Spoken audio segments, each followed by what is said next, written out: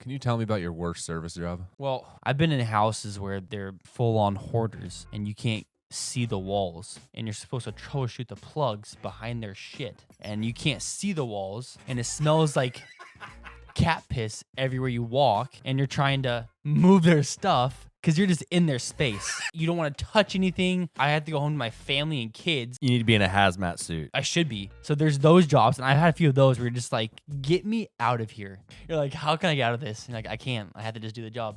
The faster I do the job, the faster I can go home. So there's those jobs, and then there's the ones where you're like, oh, I gotta pull this new circuit, and I have to go under the house. For me, I'm literally praying, like, God, please don't let there be a living creature under this house. Like, I don't want to be in a 2 foot, a foot and a half space on my chest and be face to face with a possum or a rat. And I've been close. I've been under there and I found a carcass of a rat that's that big and it's flat as a pancake, just tiny, dried out. It must have been huge when it was living.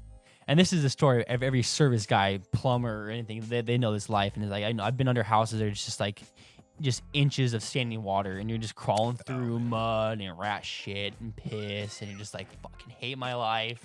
And I was doing one of those jobs, and I happened to break off some pipes sticking out of the insulation with my back, and just continue to get hosed by water, continuous. It stinks of rat and mouse poop, and I'm just... Oh, there's got to be mold and everything in there. I bump some pipes with my back, and they just break off because they're that yellow... crappy old plastic. So I just get dumped and I'm rolling around in the water, getting sprayed in the face. I'm screaming at the homeowner to kill the water, kill the water, kill the water. And so I army crawl out and I'm soaking wet in my overalls and my sweatshirt, and I'm in the middle of their house. I crawl to their closet like a freaking gremlin, just covered in dirt and water, and I run to their front yard. I'm looking around all frantic. I'm still an apprentice. I'm a working apprentice.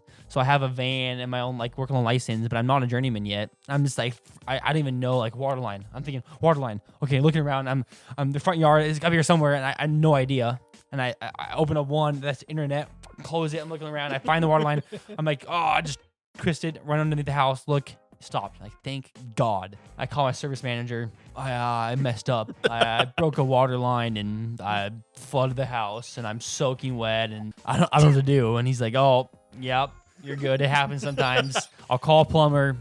Do your thing, whatever. Okay. I had to go back under the damn house to finish the job. So I buck up and I go into the house and finish the job, get out, and I'm soaking wet. I was wearing overalls, a sweatshirt, a long shirt, but yeah, that was the worst service job. And I'm an apprentice. So I'm like, please don't get fired. Like, please God, don't get fired for this. It was fine. Still have a job.